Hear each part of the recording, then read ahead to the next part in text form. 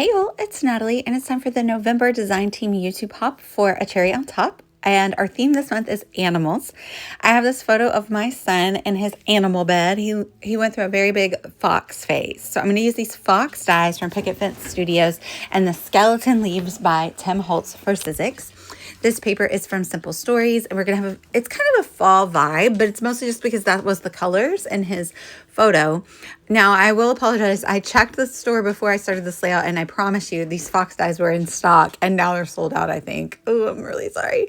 But if you have them in stash, this is a way to use them. And also, there's other fox dies. I'll put dupes down below or other fox items in the store, and you can substitute them and still use the same concept. So I'm going to use this texture paste, which is stencil butter, but I'm not running it through a stencil. I'm just going to make a swipe of it because it's that bright orange that's in the photo. And then I'm going to cluster a bunch of leaves on top. So most of it's going to be covered up. I know it's a little bright, but it really helps to kind of like anchor all of the leaves that I plan to put on the layout. And they kind of match the photo. So it will bring cohesion to the page. So I'm just kind of skimming it on, not too thick so it will dry pretty quickly. And then I'll set it aside to dry. And now I've die cut all of these skeleton leaves in navy blue with pink fresh, with 49 and market paper, and then some with cream. And now I'm going in with my mica spray and adding splatter in this copper color. And another nod to like the orange colors in the photo. Now I've super sped this up, but here are the fox dies, and I cut a bunch of bases. I don't end up using all of them. I end up only doing 3. I did make one where I didn't really like the color combo that I did, but I just have like a beige and a brown and then a couple different orange colors. Just mix and match the little faces and the bodies and the tails and put together these cute little foxes. And I plan to just kind of set them amongst the leaf clusters under the photo. So I tried to speed this one up. It did take a little bit to get all of these little foxies put together. And some of them I ended up just kind of drawing in the eyes and the nose once I put the top piece on. They had the dots that you could put in, but it might be more trouble than it's worth. And I hadn't cut any out of black, so I just went in with a black pen and colored the eyes, and it worked just as well. I use my sequin picker as well to kind of help. And you can see, cutie, he's cute. Over the course of the years, Lachlan has relayed many a fox facts to us. Do you know fox's lifespan is very short? I was so surprised to hear that.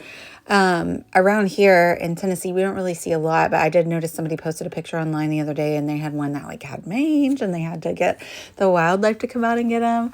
And it was out in the day. So they say if you see them out in the day, then they are perhaps rabid or something. But my parents had one in the snow once at their house. It was very cute. I do think they're very cute as well. So I am roughing up the edges of these layering pieces. That's a piece from 49 and Market. And then I'm going to mat the photo in one of the blue colors that I use for the leaves. And then kind of there you can get a feel for the vibe that I'm going for. But I decided I want to add some splatter. So I take everything back off and I just go in with some navy blue. Now I did not add any gesso to this page.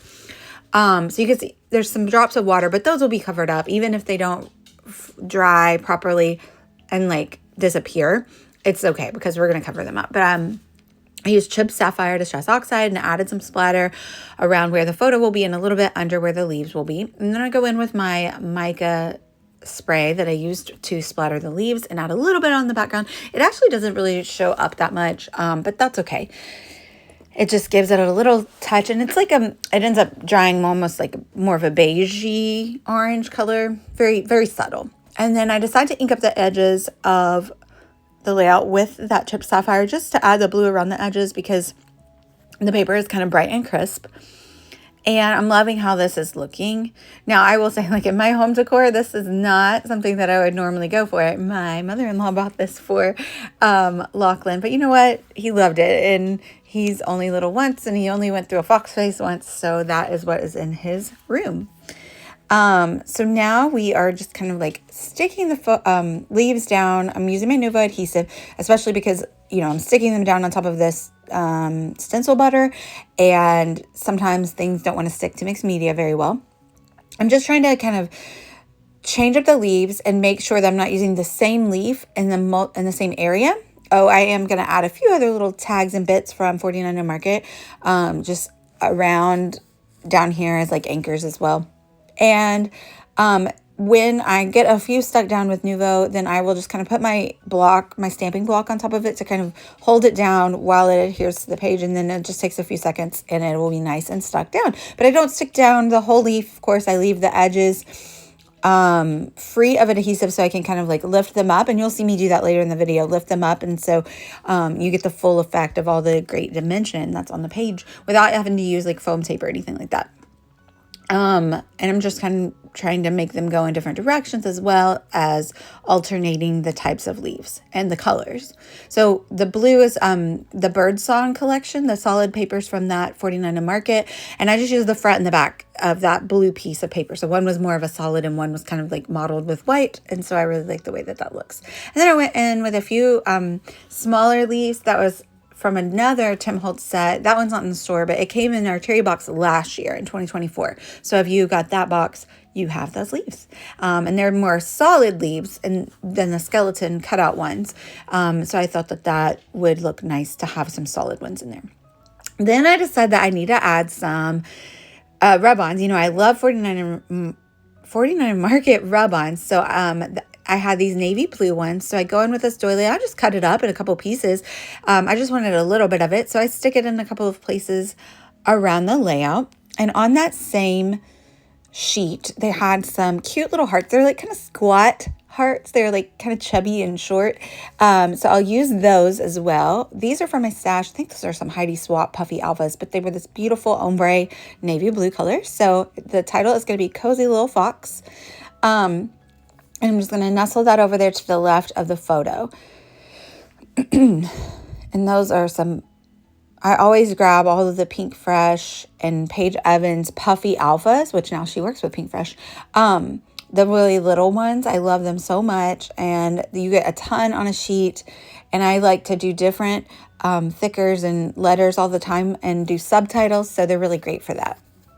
So there I go in with that little squat heart and add it near my title. And then I go in as well with a little leaf because I had a couple of extras and I really like the way that looks. So kind of bringing that up. Oh, and I pulled in, that's a really old Bella Boulevard enamel heart, but it was in that bright orange color. So I liked that. I'm going to add a few more of the same navy blue rub-ons around the page. And I think we're about to call it a layout. This is a hop for a cherry on top. If you hop through all of the design team's layouts, animal theme, of course, and leave comments, then you'll be entered for a chance to win store credit to a cherry on top, which is awesome. And I popped up these little foxes on some foam dots amongst my leaves. And then I went through and just added 3 little stickers with every fox of just like words that were cozy and around the house and things like that. So make sure you comment on all the videos to enter for a chance to win store credit.